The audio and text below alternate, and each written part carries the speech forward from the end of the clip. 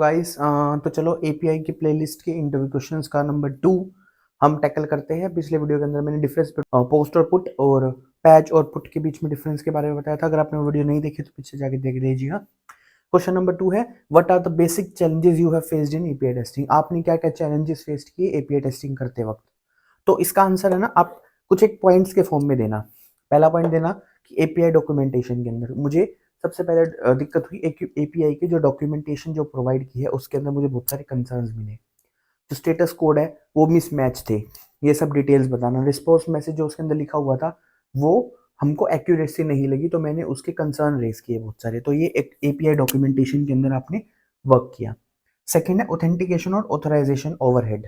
जब आप एपीआई को टेस्ट करने जा रहे थे तो कंपनी के अंदर ऑथेंटिकेशन और ऑथराइजेशन की वीडियो मैंने ऑलरेडी डिफरेंस उन दोनों के बीच में एक कवर किया है। यहाँ पर कुछ आई आइकन के अंदर या फिर आपको इमेज दिखाई दे जाएगी, उसको जाके देख लीजिएगा। उसमें इन दोनों के बीच में डिफरेंस भी बता रखा है। तो उन दोनों के ओवरहेड की तरह एक्ट करी। तो एक वीडियो भी है मेरी, कैसे टोकन जनरेट करा है, उसके अंदर लगभग 33,000 के आसपास या लगभग 34,000 के आसपास व्यूज आ चुके हैं। उसको जाके देखिएगा, उससे आपको टोकन जनरेशन का वो यूज हुआ है और वो टोकन फिर नेक्स्ट एपीआई के अंदर यूज किया गया। तो उसके बारे में भी मैंने बताया है, तो उसको जाके देखिएगा। ये आपको सेकंड चैलेंज फेस हुआ, ऑथेंटिकेशन और ऑथराइजेशन ओवरहेड बढ़ गया था आपका एपीआई टेस्टिंग के अंदर, नॉर्मल जो आप टेस्ट करने वाले उससे अलग।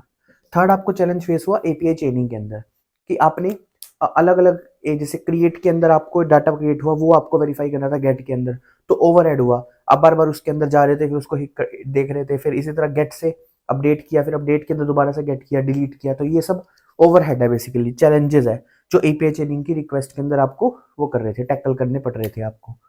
थर्ड है और फोर्थ है आपका कंसर्न जो मिसमैच हुए। जैसे स्टैंडर्डाइज एपीआई का कोड है, अगर कोई गलती इनपुट डालते तो 400 आता है, लेकिन आपकी कंपनी मान लो 422 आ रहा है या फिर 403 आ रहा है या फिर कुछ और आ रहा है। स्टेटस कोड जो स्टैंडर्ड है और जो आपका एक्चुअल आ रहा है उसके बीच में मिसमैच देखने को मिला, फिर आपने उसका बग रेज किया। ये भी एक तरह से चैलेंज आपने जनरली एपीआई टेस्टिंग के अंदर देखे। और इसी तरीके से स्टेटस कोड के अलावा रिस्पॉन्स मैसेज को भी आप बोल सकते हो कि जो स्टैंडर्ड मैसेज है, जैसे फर्स्ट नेम इज ब्लैंक, जैसे ये एक मैसेज आना था लेकिन आया कुछ हो रहा है, उसमें आया name first name should be blank something like this. तो स्टैंडर्ड मैच और एक्चुअल मैच के अंदर डिफरेंस है, तो आप एक बग रेस करोगे या फिर आप कंसर्न को रेस करोगे अपने टीम के मेंबर के लीड के अंदर। तो ये तो था आपका बेसिक चैलेंज जो आपने एपीआई टेस्टिंग के अंदर फेस किया। इंटरव्यू में इस तरीके से आप पॉइंट्स वाइज बताओगे तो आपको ज्यादा अच्छा पॉइंट देखने को मिलेगा। इससे पता लगेगा कि अपने एक्चुअल में एपीआई टेस्टिंग के अंदर क्या क्या चैलेंजेस फेस किए उसके बारे में बताओगे। तो मिलते हैं नेक्स्ट वीडियो के दौरान। अगर आपको मेरी वीडियो अच्छी लगी है तो लाइक कर सकते हैं, शेयर कर सकते हैं अपने फ्रेंड सर्कल के साथ। और ऐसे ही मैं टेस्टिंग से रिलेटेड वीडियो लाता रहता हूँ। हमारा पोस्टमैन की ट्रेनिंग खत्म हो चुकी है और एपीआई की बेसिक्स भी खत्म हो चुकी है। अगर आपने वो नहीं देखी है तो उनको जाके देखिएगा, लिंक आपको मैं डिस्क्रिप्शन में दे दूंगा और इमेज यहाँ पे आपको दोनों की दिख जाएगी।